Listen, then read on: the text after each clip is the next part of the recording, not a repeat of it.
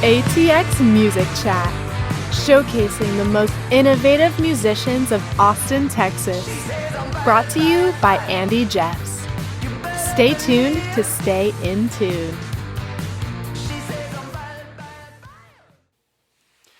Welcome to ATX Music Chat, the show where we dive into the minds of the most innovative musicians of Austin, Texas, and find out what makes them stand out. Today, I've got an absolute legend on the podcast, Janson Sommers, who is the founder of Austin-based band Futon Blonde, and also now a solo electronic artist, which is kind of a new project of his that I got to see last Friday, I believe it was, at Swan Dive. His kind of debut first show for his new electronic project there. So that was really great. I put on an amazing show, and everything just aligned. I was like, yeah, I've known of this guy. I've actually had Steve, your drummer, on the podcast before. But after a couple of conversations with Steve, I was like, yeah, I got to get Janson on the podcast and figure out what he's doing out there, because it seems like you're the kind of guy that just has a whole range of skills and things that you're diving into there. So thank you for coming on, man. It's a pleasure to have you here. Oh, thanks for having me. Awesome, man. Well, I guess the best place to start would be Futon Blonde first. That's probably the most obvious place to start. Tell us a little bit about what Futon Blonde is all about. What is that band for you, and what's been the progression over the years to where it is now? It's indie rock band is what I tend to describe it as, and but we got an emphasis on groove, for lack of a better word, and. But yeah, it was. I just had a bunch of demos around 2014. Did the old Craigslist ad. Oh yeah. And the lineup now is not necessarily all directly through Craigslist, but that's what kickstarted it all. Yeah. But yeah, we've been going since like 2014, 2015, and what can I say? Just rocking the night away. Rocking the night away. That's interesting, man. It's actually quite a few people that have been on this podcast have met their, some of their founding members through Craigslist and all of that. And it's like, I personally have had some terrible experiences with Craigslist, but again, it just goes to show you never know where you're going to find the right people. So that's cool. So are any of the members that you have now still the guys that you found from Craigslist, you said, or? Yeah. So Mark, the guitarist, he met through this guy Ross that was in the band, and they were in a project together. And then Bang and Steve, they were also kind of Steve was friends with Ross, who was through the Craigslist ad. So indirectly, I still thank Craigslist for meeting these guys. Okay, awesome. So I guess what was the original idea when it came to Futon Blonde? Like, it sounds like this is very much your original idea to get this thing started there. But yeah, what were you thinking around that time when you got it started? Originally it was just kind of like my songs and all that stuff, and then over time it's definitely become more democratic, and Bang and Mark contributing a bunch of songs now, and but at the time, I kind of took my time, so it was like my first real band, and it was like at 26 in 2014, which I felt old back then, I was like, oh man, I'm a latecomer. That's really funny, man. Just like, I obviously started my first band. Well, I've been in other bands before, but like this is my first, like my project kind of thing. I'm 27, so it's funny to talk to you right now. Nice. You're past that, but sorry, go ahead there. I think it's, at least for me, it was kind of an age where I was like, oh, okay, like I kind of felt you're still young and everything. Yeah. But it was like, all right, let's make some moves. That things aren't going to happen by themselves, I guess. So, but yeah, I was just trying to realize my high school dreams of being, like the next Modest Mouse / Radiohead / Beck, and then obviously I've listened to more new music since then, and tastes have grown and stuff, but that was the original dream. Awesome, man. Yeah, so just kind of taking your main influences and just like, I want to do something like that, and rolling with that. And from what I've heard from Steve, your drummer, is you play a whole kind of wide range of instruments. I mean, you want to list them off right now? I'm guessing you play drums, guitar, you sing, you also do like a little bit of keys work, like pretty much that about like, covers it. Yeah, that covers it there. I was going to ask you, like, has it always been a goal to be a bit of a multi-instrumentalist, or is it just kind of like, you know, happened that way with your music? I mean, for me, I've always tried to stick to like one instrument and be really good at that. But I also do see like the wide benefits when it comes to having different instruments, because, you know, for me, the reason why it's taken so long, one of the reasons to find a band is because I've needed other people to bring that together. But when you are able to, you know, write the other voices of the band, you can push things further along a little bit faster. So I'm just wondering what it's like for you to, you know, pick up all of these instruments and how that works out for you. Yeah, I think it's just trying to realize my creative dreams, you know, and having kind of song ideas in my head. And I realized even when my dad's a musician, but I didn't really play music. I had the opportunity to, but I didn't really learn anything until like high school, and I started with drums actually. Oh, okay, interesting. You're a drummer by heart. Nice. Did you take lessons, or you just kind of learn on your own? That was the one thing I took some lessons for, just from my dad's drummer and his band. He's got a cover band in Florida. Yeah. And so yeah, that was the most I ever actually like watched drumming videos and read some tablature or notation, you know, all that stuff. which, you know, with drums, it's just like the kick drum is on one line. Yeah, it's the most like any kind of complicated tablature. It's really fairly unnecessary for the most part. But I it's good to know. I learned a little bit of like music theory with drums. It was good to have it at least. Sure, but I do feel like drummers. I don't know how you feel, but even if they aren't playing other instruments, they do have a good overall perspective of the music. Yeah, structures, right, and like formulas, I think, is the thing that allows us to come into a band and like take an idea and get it to produce into a full song kind of thing. It's one thing I've been noticing with the band I just started recently. It's like, you know, they'll bring ideas and then I'll just I very much feel like I'm the kind of guy pushing it forward to completion. I think I'm just like, I know what we need to do here. We need to figure out, okay, how many times are we going to do this bit? And then, all right, is this an A part? Is this a B part? A C part? All that kind of stuff. So I guess, did you feel that kind of when you were learning drums as well? It gave you that good foundation to... Well, actually, that just made me realize maybe that's why I didn't stick with being a drummer. Is because I'm too... I love that Bang and Steve, the bassist and drummer respectively in Futon, they do that kind of stuff of like, all right, let's nail down, we hit that twice every other time or whatever. Whereas as a drummer, I was maybe a little bit more improvisational. I was also young. I didn't really like stick with it seriously that long.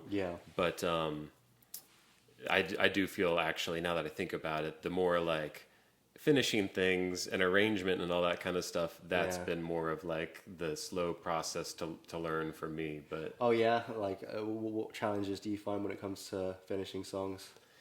I mean, just on a kind of like more almost philosophical level, I think I used to avoid finishing them just because they can stay perfect in your imagination, you know. And and I'm not unrealistic to think like, or I don't think it was actually like, no, it's perfect in my head. I know it. And it's just so hard to get it out. It's like, no, I just feel like there is a song that could be perfect. It's not all in my head, you know. If it was, I would just finish it. But now looking back, I do wish I had practiced finishing things more, because my idea back then was like, well, I think the seeds of the song are really good, so I'm gonna wait however many years it takes to get all my other skills necessary to do justice to the song. And now I find like the wellspring doesn't run out necessarily. You'll come up with more stuff and you can start over. It's fine. Yeah, totally. I mean, it's funny how we do that with a lot of things in life, not just music, but like we have these like rules that we need to have in place in order for us to be able to do something. It's like, if I want to do X, I have to do Y and Z before I do those things. And as you're saying there, when it comes to music, it's like I need to be like a pro at all these instruments before I can write the music that I really want to write. And a lot of times it's like we don't need to have all these things in place. It's just like just get the idea out. If it's on the tip of your tongue, then say it, kind of thing. I don't know that's if you relate to that at For all. sure. Yeah. I don't know. I've just been looking at that with many things in my life. It's like where am I creating rules about things that need to happen in order for me to like move forward, and how can I just like let go of that and take a step forward to where I want to be.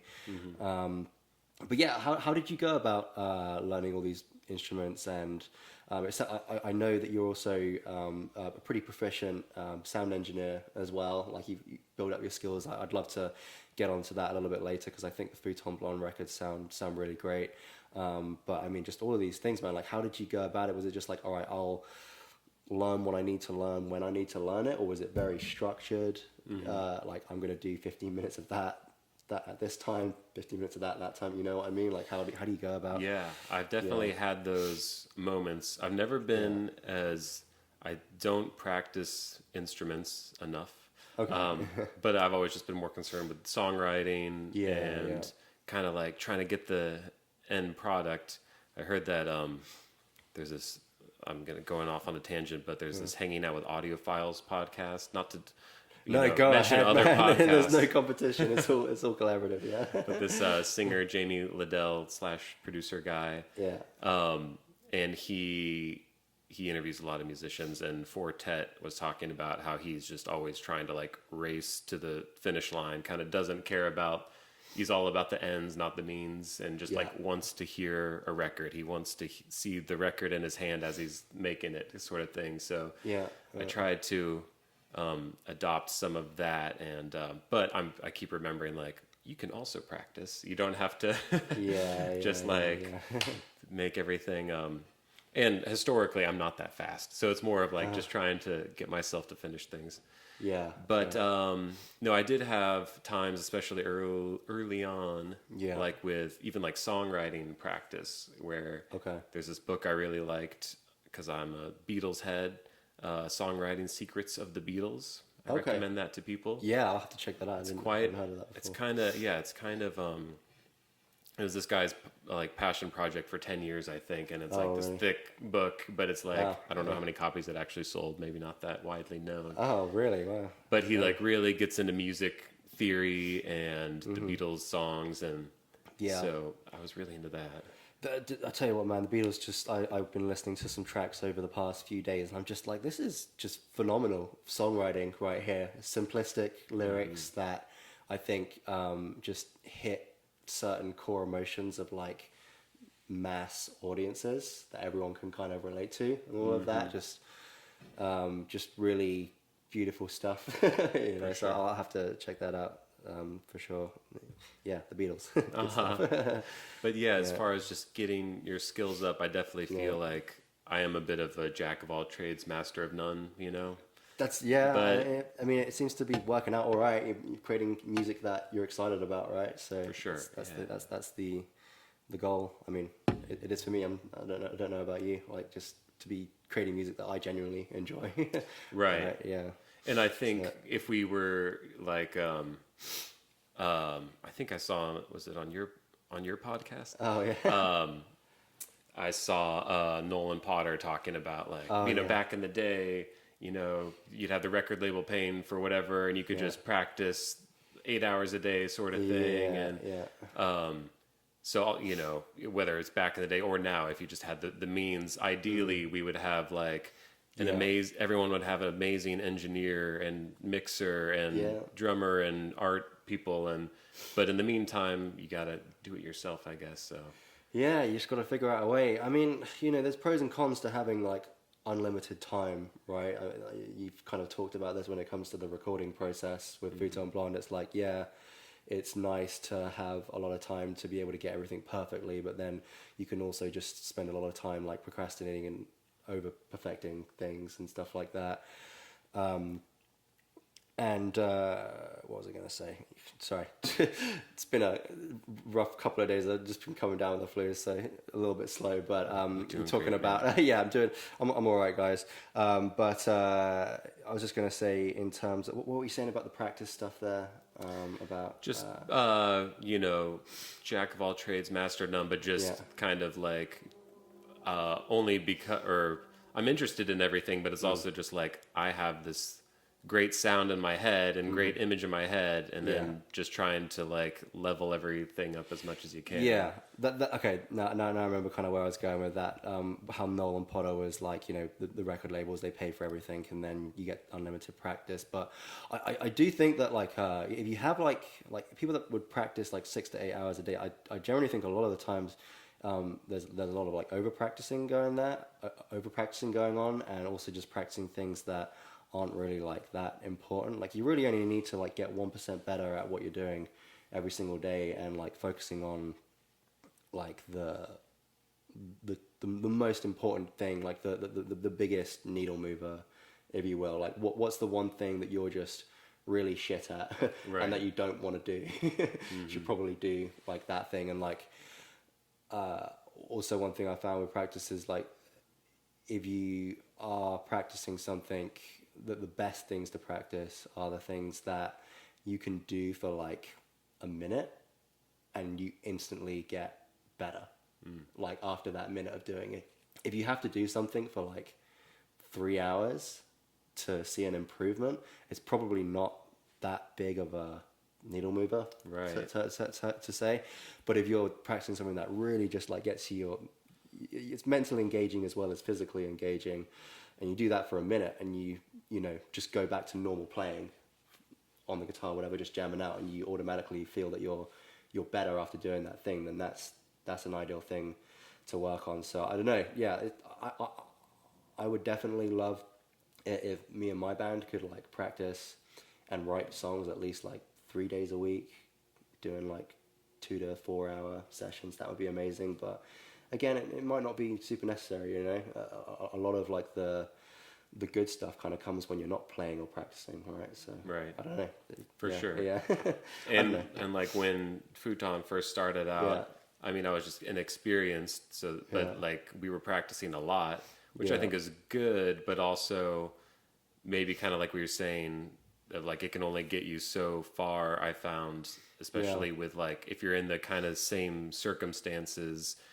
So like, I was trying to really prepare for our first show, but it's not until you play that first show that you really kind of like realize the things you need to go back and hone on. So either way, you got to kind of like adjust, you got to create some new circumstances, I think, and then rise to that occasion. Totally. What is your practice like with Futon Blonde at the moment? How do you guys structure it? Do you have a set amount of days, times, and stuff like that? Like, what is it? It's been kind of it sort of depends. We've been trying to record a lot this year. The goal was to have 3 EPs come out. Okay, you just had one come out like a couple of months ago in March, was it? Yeah, nice. Yeah, so. That's great. And then we've been getting mixes back from our new one, so that's exciting. Oh, that's great.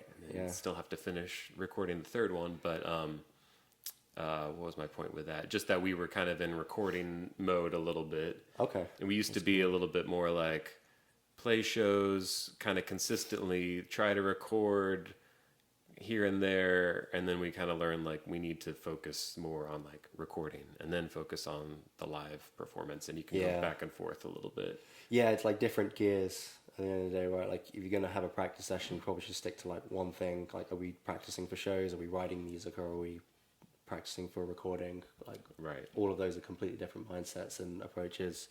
But yeah, onto the recording stuff. So tell us a little bit about your process there. Steve's mentioned a little bit, you mentioned a bit to me, but it sounds like what you guys do is at your place, like your house or something like that, you have a little setup that you dial everything in there, and you kind of get it about 80 to 90% of the way there, and then you send it off to another sound engineer. Is that right there? That's exactly right, yeah. Nice. Yeah, we used to mix all our own stuff until maybe about a year or two ago we started realizing like we are willing to spend the money to not go crazy mixing, and so far we've been really happy. We've had a couple different mix engineers, but they overall had been good experiences. And but yeah, we record everything at my place, my house, and I've just got moving blankets all on the walls. It's not like the most acoustically perfect, but I'm going for the dry kind of 70s thing a little bit, you know. I like that stuff. And but yeah, we're trying to get a little more into like recording as a live band, but overall it's been mostly like tracking together, but like kind of doing drums and bass and then building from there. Nice. What's the benefits of doing things like singly versus as a whole band there? Like what is the difference there? I'm actually not 100% sure. Well, for one thing, just isolation. Like, I have a little place, and I could figure out a way to like isolate guitar amps if I wanted to, so that it didn't bleed over into the drum mics. But that hasn't been the priority so much, and it's so we're getting the live feel of playing together, but then it's mostly just for the sound, just because I want tight drums, and you know it could be cool to like have sounds bleed over into each other's mics, you know, but then you get a little bit more of a washy kind of jazz thing or something, you know. I'm going for like punchy Steely Dan. Or Nice, that's great. Wait, that's also jazzy too. I don't know. Yeah. So with recording at your place, is the main reason for doing that just so you have a little bit more control, or is it just kind of like a cost thing? It's like, you know, we don't have to rent out a studio, we can have a little bit more time. Like, I guess there's multiple benefits to it, but what is the main reasons you kind of do it like that? Yeah, both those things. Yeah. And now I'm comfortable enough with like everyone's tastes and being able to say what I want, and that I would be cool with going to a studio. But now it is sort of like, well, I got these microphones, I got this house, might as well. Just for like economical reasons. But totally. Yeah, I mean, it's definitely pretty expensive to, you know, record stuff in studio these days, right? I've been called in to do sessions here in Austin, and you know, hear what the guy's paying like the studio. I'm like, man, for one single, it's like right. So you got to figure out some kind of way to be able to pump out your music consistently, right? Because I mean, it sounds like you guys are always writing. You've always got all these ideas. You want to give them justice. You know, you want to make them available to people to listen to. So that's great. And I was going to ask you, what's one thing that you've learned over the years of recording a bunch of singles and EPs and albums? Like, what's the number one thing that allows you to be happy at the end of the session once you've got the finished end products? Like, does that make sense? What I'm kind of going for there, because I think that's like the most important thing when it comes to recording. Is like, you just want to be happy with what you're hearing, you know? Right. So what's allowed you to be the happiest? Good question. With all those things, you know, I think, I don't know exactly, but I think it's something I'm still learning, and I think it has to do with like just kind of what I was saying before of like, think about the end result and think about what's exciting or what's, and you hear a lot of even like more technical people talk about like, it's about the emotion, you know, even like mix engineers, they're like, I don't, there's no right or wrong way, it's whatever is evoking an emotion, you know. And I can be guilty of being less emotional sometimes and more just kind of like, I like tinkering or whatever. And but I think it's just that there is no like right way to do something. And you could go you'd be savvy enough to like, you could make a song sound several different ways and they're all equally cool, but I'll take one way if it's cool, you know. And like that's I'm totally okay with going away from whatever the initial idea was, just being realistic about like, in the end, what's exciting or what's, you know, arresting and what's not, and that's really all that matters, I guess. Yeah, that's great. It's kind of just staying present the whole way through and really doing whatever serves the song the best, right? That's kind of what I'm picking up from you there. Yeah. And I think in the past I would spend so much time just like worrying about like, are the drums like competitive? Do they stand up to Tame Impala or something? You know? Yeah. And then comparison, man, it's a killer of art, right? right, Yeah, that's great. it's like so helpful in some ways, but it's also helpful for sure. in realizing, especially like with sonic stuff, like you might have several different records. They're like, I want it to sound like this, and then you listen to them back to back. And you're like, oh, these are all pretty different, and they went about it different ways. Right. So there's no like one right way to get it across. Yeah, totally. Yeah, I'm looking forward to crossing all of these bridges very soon. Should be, recording some singles in the next 3 months and so. But Nice. yeah, good to hear your thoughts there. I'll keep that in mind. Moving on to other projects of yours, your new electronic project, which is it's called Dadboy, is it? Yeah, I was going by Dadboy, then I was Yeah. going by just my name, Janson Sommers, and Right. then now I've been doing the live thing with my friend Ross. So just we're calling it Dadboy again for Okay. now. Yeah. Cool. That's great, man. And from what I understand, it's something that you developed during the pandemic and all of that. So I don't know, what is this all about for you, this electronic stuff? Were you just bored and tinkering around, or like you get some kind of inspiration there? Like what is this project for you? Yeah, all of that, and just it started probably around quarantine times and not being able to meet up with the band as much, and just kind of an excuse to. In the past, I think everything was like, well, if I have an idea for a song, I want it to be heard, so it should be funneled through the band, Yeah. And then realizing like, oh well, this is my excuse to just like make house music or whatever it is that might not fit into our stuff. Right. And then in that process, also learning what is house music. I mean, I have to admit, I come mostly with like electronic music more from like an Aphex Twin, Oh yeah, great stuff. Boards of Canada, Square, like anything on Warp, more kind of heady or sad or ambient stuff. Yeah. And then over time, I've been more interested in like oomph, kind of stuff. Fair. Yeah, that's great. I mean, how has it been like learning all of the electronic music stuff? Did you kind of have the skills before, or has it really just been like, okay, I had to learn all these new skills? Yeah, definitely still learning as I go. Yeah. And it has translated to the band too, I think. yeah. Like this last one that we've been working on, we just kind of went a little crazy with some of the overdubs and lots of keyboards swelling up and earphone candy and stuff like that. That's great. Yeah. And but I will say, now that I think about it, the other great thing about the pandemic was One of the many things. yeah, exactly. Was a lot of producers were going on Twitch for the first time. Okay. And so you could like see all, I was watching a lot of Disclosure, who I never was like a huge fan in the past, become more of a fan. But they were just like the main guy that makes the music, named Guy, I believe. Yeah. He's like very open about how he works on stuff, and he's showing all his kind of process. And that's so great. there's just a few producers where I was really absorbing a lot of their, especially if they're on Ableton, that helps because I'm on Ableton. Okay, yeah, it seems like the one most of the music. What's some things you picked up from these guys, like when it comes to all of this stuff?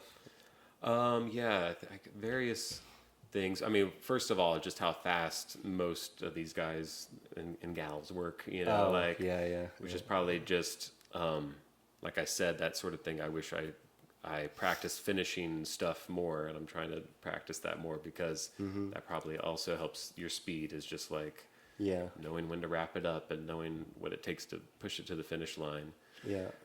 But maybe, let's see, more specifically, not to be too snobby about like plugins, like a lot of big names are using like stock plugins in their DAW and just whatever it takes to get that sound that you have in mind, kind of making big, bold moves fast, arranging pretty quickly, which is nice that you can do that with electronic music, because you can just kind of copy, paste, and then kind of come back and fill in the details later. Yeah, that's great. Do you see like you using a lot more of this stuff with Futon Blonde as you kind of go along, like incorporating the electronic elements with that? Yeah, I think so. Yeah. The EP after this kind of headphone candy one that we're working on is going to be our metal album. Oh yeah. Say that half seriously, but Nice. another EP, another genre departure. So maybe less electronics on that one. We'll see. Okay, cool. Yeah, well, it sounds like, I don't know, do you have like an overall vision of where you see the electronic stuff going, or are you just kind of like on an adventure, open to all things happening? Like what is your kind of direction with all of it?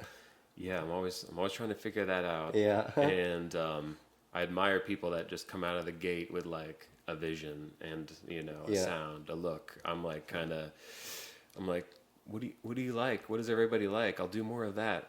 But yeah, I was just talking to Ross, the other half of Dadboy, about this yesterday, and I think for now it's just playing more shows, but even that is kind of like we played at Swan Dive the other night and with some great bands, but we are kind of in that in between, like we're playing stuff, so it's not quite a DJ set, but yet we're maybe kind of in between like a live band and a DJ, I guess. So Yeah, it's kind of like, where do you fit in kind of thing, that kind of deal. Right, Yeah. right.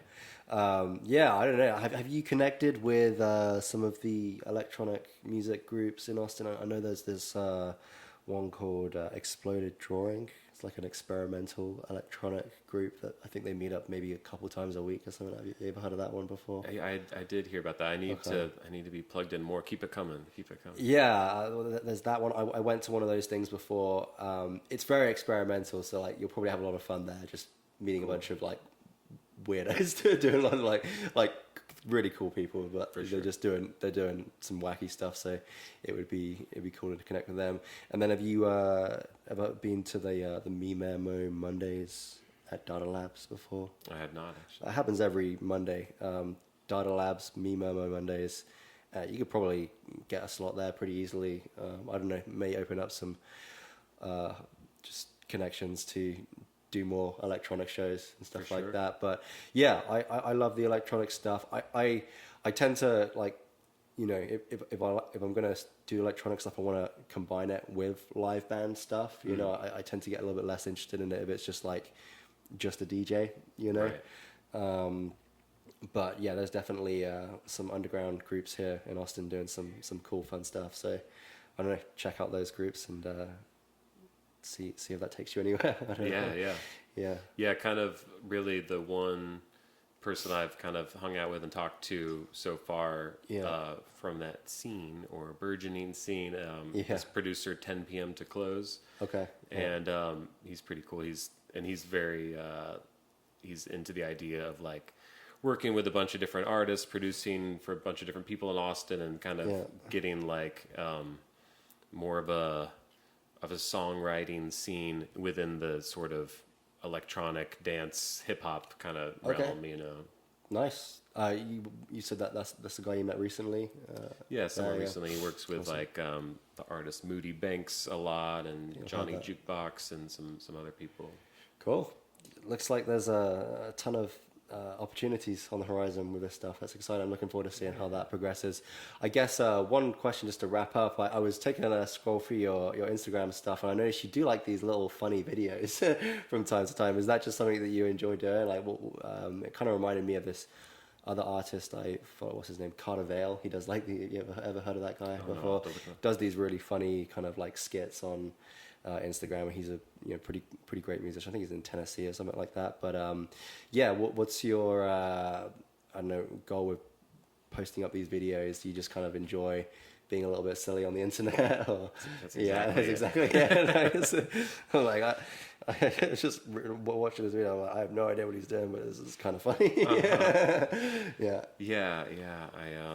had a friend a couple years ago when I was starting to do more of those, and he was kind of like, wow, you're really putting yourself out there. I couldn't do it, man. Kudos to you. I was like, is there veiled criticism in this? But sometimes I feel a little goofy putting on my little, it is definitely just like me amusing myself kind of thing. And I would love to tie it into the music somehow, but I don't know if they're just these two different avenues. Definitely check out Cartervale, Sure. Cartervail, on Instagram. Like, he just does these really funny skits, and he's actually a really good musician as well. So I maybe get some inspiration from him there. But I definitely saw some similarities there. Nice. And yeah, I mean that's a great way to just add a little bit more exposure to your music. I mean, obviously, if you've got great music, that's going to spread well. But you got to think of other ways to grab attention on the internet if you're wanting to like reach a wider audience. So sounds like you're onto something there. That's great. Yeah. I had someone be like asking me about that kind of stuff in the videos, and they're like, it's I mean, isn't it too bad that we have to like make these dumb videos? I was like, oh, I do it because I think it is fun. Yeah. But I can see how a musician was like, what, we all have to be comedians now or whatever? Yeah, Like, you don't have to. I think like you just gotta. I mean, you don't even have to do any social media if you don't want to. At the end of the day, like I think the most important thing when it comes to creating art is your own happiness. You just can't base anything that you're doing on like anybody else's like expectations or what you think other people want and all of that. You just gotta find like I found this, like I started doing little 90-second, minute long drum videos on Instagram, and I posted one every day for like 3 months. And I was just trying to figure out like, okay, is this worth going in on? Like, I've always kind of criticized social media drummers. I was like, I bet like this isn't really doing much for them. Maybe it's giving some people some opportunities, but I always kind of was a little bit snobby about not doing it. But I was just like, let's try it out, let's test it out. And I'm going to get back on it again. I took a little bit of a break for a couple of months now, but I think I've figured out a different angle I'm going to go about it.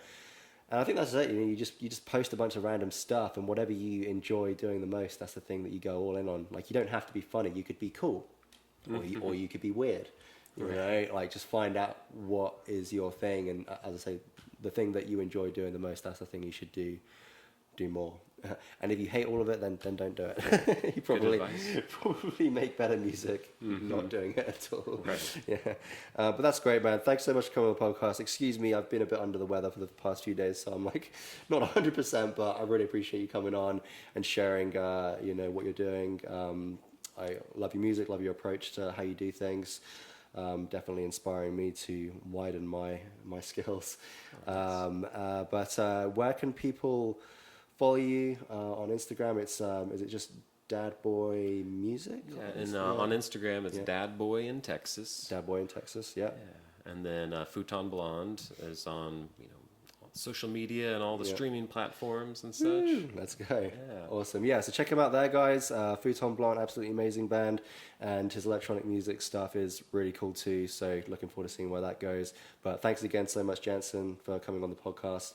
And rock and roll, baby. Let's go. Right, thank you. Thanks, dude.